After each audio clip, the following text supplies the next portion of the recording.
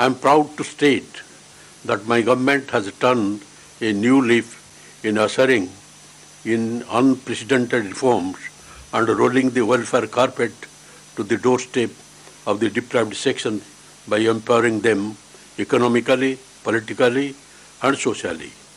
We have put in place an impossible delivery mechanism of welfare schemes in the form of village and ward secretariats, and at the same time, I am very happy to say that we have fulfilled 90% of our promises made in the manifesto in the first year itself and are taking the state on the welfare path. On the 129 promises made by my government has fulfilled 77 and 39 are in the pipeline, and the rest will be implemented in due course. However, we have implemented 40 new schemes which were not there in the manifesto. Yes, our efforts are blossoming and bearing fruits.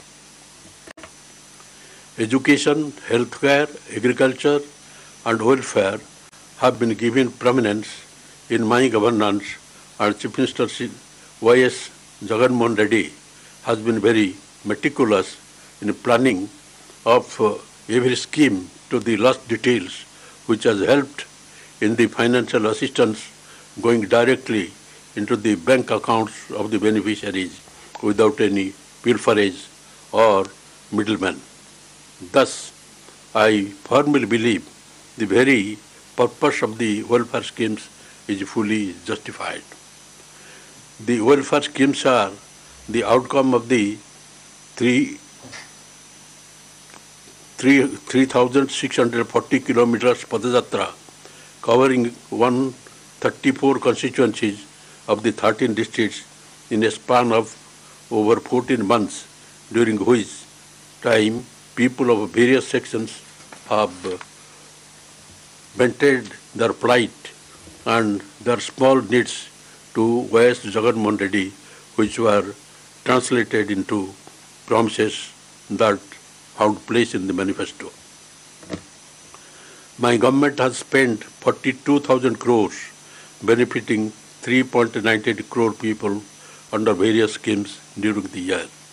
The entire amount was transferred to the beneficiaries' accounts as unencumbered accounts, which does not allow the banker to deduct the money for any old dues of the beneficiaries. Education. The welfare in education being with the Amma body, where the mother is incentivized for sending her children to school, and my government is the first and the only one to introduce such a measure.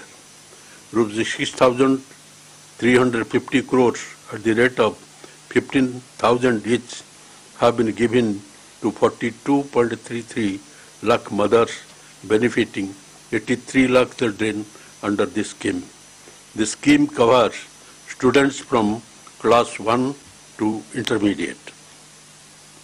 After infusing zeal in the mother to send her children to school, the next immediate need of the child was taken care of by Jagan Anna Vidya Kanuka, wherein kids comprising 3 pairs of uniform, text and notebooks, bags, shoes and socks are being given as a kit. This has cost 656 crores for 39,70,899 students.